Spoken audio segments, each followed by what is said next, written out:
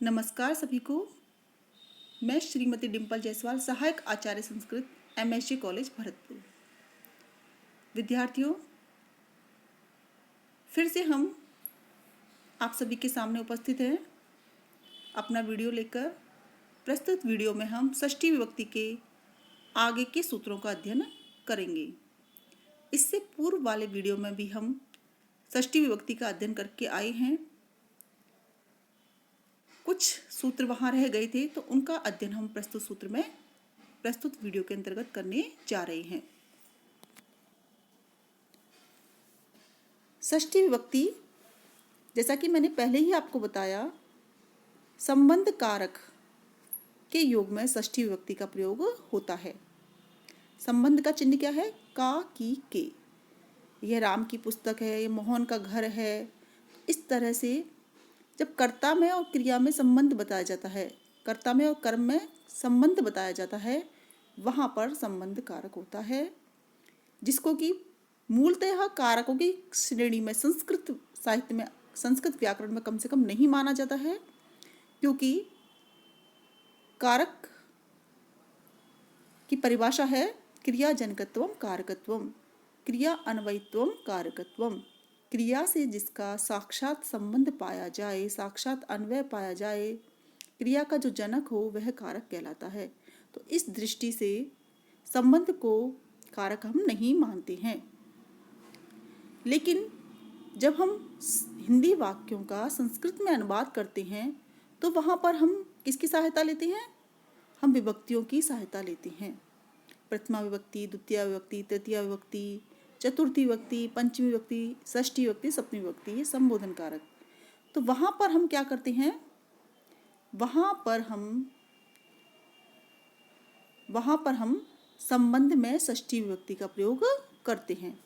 तो कुछ अन्य भी सूत्र हैं जिनकी सहायता से हम षष्ठी विभक्ति का प्रयोग करते हैं। तस्य इक्तस्य च वर्तमाने, इक्तस्य इक्त प्रत्यय का प्रयोग जब किस में होता है? वर्तमान काल की विवक्षा में होता है। इक्त प्रत्यय का प्रयोग जब हम वर्तमान काल के अर्थ में करते हैं, तो इक्त प्रत्यांत शब्दों के साथ में षष्ठी विभक्ति का प्रयोग होता है।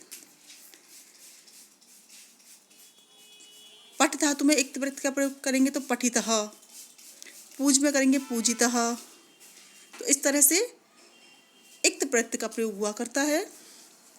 मूलतः भूतकाल की विवक्षा में इसका प्रयोग होता है, लेकिन जब हम इक्त प्रत्यय का प्रयोग वर्तमान काल के अर्थ में करते हैं, तो उस समय इक्त प्रत्ययांत, प्रत्ययांत का मतलब जिस शब्द के अंत में इक्त प्रत्यय का प्रयोग हुआ है, उनके साथ में षष्ठी विभक्ति का प्रयोग हम करते हैं।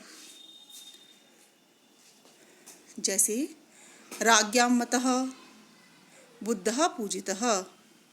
राज्ञां मतः, मतः यानी माना गया। मन धातु है, इक्त प्रत्यय का प्रयोग यहाँ पर हुआ है।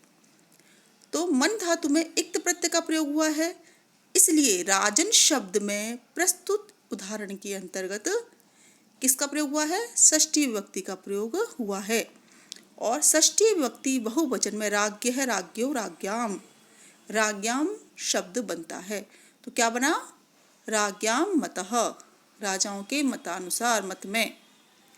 बुद्धः पूजितः, बुद्ध को क्या किया गया? पूजितः, पूजनीय है, माना गया, माना जाता है। तो बुद्धः पूजितः, ये सब जितने भी हैं, इनमें सब में इक्त प्रत्यय का प्रयोग हुआ है। बुद्धः में बुद्ध धातु इक्त प्रत्यय, पूजित में पूज धातु इक्त प्रत्यय।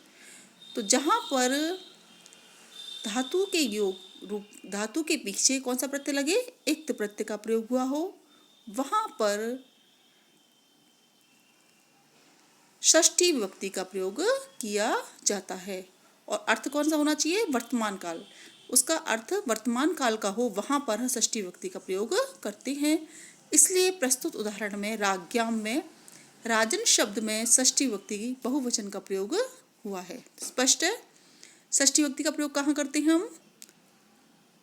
जहाँ पर इक्त प्रत्यय का प्रयोग वर्तमान काल को दर्शाने के लिए किया गया हो। तो इक्तस्य च वर्तमान, यह सूत्र अनेक बार पूछा जाता है, अनेक कंपटीशन एग्जाम्स में भी ये सूत्र आता है, तो स्पष्ट रूप से इसको समझने की कोशिश करें। षष्ठी शेषे, शेषे शेष, शेष की विवक्षा में, तो यहाँ शेष क्या है इसको समझना आवश्यक है। शेष का अर्थ है कारक और प्रातिपदिकार्थ से अतिरिक्त स्वयं स्वामी भाव आदि संबंध को क्या कहते हैं, शेष कहते हैं। कारक विभक्ति मैंने आपको बताई थी। कारक विभक्ति कर्ता, कर्म, करण, संप्रदान, अपादान और अधिकरण, ये कौन सी विभक्तियां हैं, कारक विभक्तियां हैं। तो कारक विभक्ति को छोड़कर और प्रातिपदिकार्थ, तो प्रातिपदिकार्थ कौन सा था, प्रथमा व्यक्ति का प्रयोग मैंने आपको जब प्रथमा व्यक्ति कराई थी तो प्रातिपदिकार्थ लिंग परिमाण वचन मात्रे प्रथमा लिखवाया था ना। तो प्रातिपदिकार्थ को छोड़कर, तो कारक विभक्तियों को छोड़कर और प्रातिपदिकार्थ को छोड़कर, जहाँ पर स्वयं स्वामी भाव, स्वयं स्वामी भाव क्या होता है, ये किसी की वस्तु है, उसका वह स्वामी है। तो इस प्रकार का भाव जो होता है वह, और जो संबंध किसी की का किसी वस्तु के प्रति या व्यक्ति के प्रति होता है वही शेष कहलाता है। उसी संबंध को शेष कहते हैं। उस शेष की विवक्षा में षष्ठी विभक्ति का प्रयोग होता है, यानी संबंध को दर्शाने के लिए।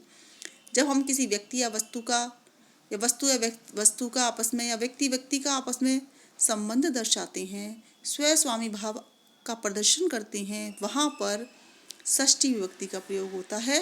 तो षष्ठी किस सूत्र से होता है, षष्ठी शेषे सूत्र से होता है। तो देखिए, राज्ञः पुरुषः, राजा का पुरुष, पुरुष और राजा का संबंध है परस्पर, कि पुरुष किसका है, वो सैनिक किसका है, राजा का सैनिक है, राजपुरुषः। तो राजा में और पुरुष में परस्पर संबंध बताया गया है। इसलिए प्रस्तुत उदाहरण में राजन मूल शब्द है, राजन शब्द की षष्ठी विभक्ति एक वचन में राज्ञः रूप बनता है, राज्ञः पुरुषः, राजा का पुरुष। ऐसे ही मोहनस्य पुस्तकम, मोहन की पुस्तक, मोहनस्य पुस्तकम, तो मोहन का और पुस्तक का परस्पर संबंध दर्शा रहे हैं, इसलिए वहाँ पर भी षष्ठी विभक्ति का प्रयोग होता है। मम विद्यालय, मेरा विद्यालय, तो मेरा और विद्यालय का संबंध है, तो वहाँ भी षष्ठी विभक्ति का प्रयोग हुआ है। तो कारक को छोड़कर के बहुत ही इंपॉर्टेंट सूत्र है षष्ठी शेषे, कारक को छोड़कर और प्रातिपदिकार्थ को छोड़कर, इसके अलावा जो स्वयं स्वामी भाव संबंध होता है उसी को ही शेष कहते हैं। उस शेष की विवक्षा में षष्ठी विभक्ति का प्रयोग होता है। तो इस प्रकार से हमने षष्ठी विभक्ति का अध्ययन किया कि अनेक सूत्रों से षष्ठी विभक्ति हुआ करती है, जिनमें मूलतः षष्ठी शेषे, इक्तस्य च वर्तमाने और इससे पूर्व वाले वीडियो में भी हमने अध्ययन किया। तो अब आप लोग इनका अभ्यास करें, जिससे कि आपको, और अभ्यास के लिए क्या आवश्यक है, आप जितना भी हिंदी के वाक्यों का संस्कृत में अनुवाद करने की कोशिश करोगे उतना ही आपको उसमें अभ्यास हासिल होगा, उसमें सिद्धता हासिल होगी। तो संस्कृत एक बहुत ही सरल और आसान विषय है, लेकिन अगर हम अभ्यास करें तो हम हिंदी वाक्यों का संस्कृत में अनुवाद करना आसानी से सीख सकते हैं।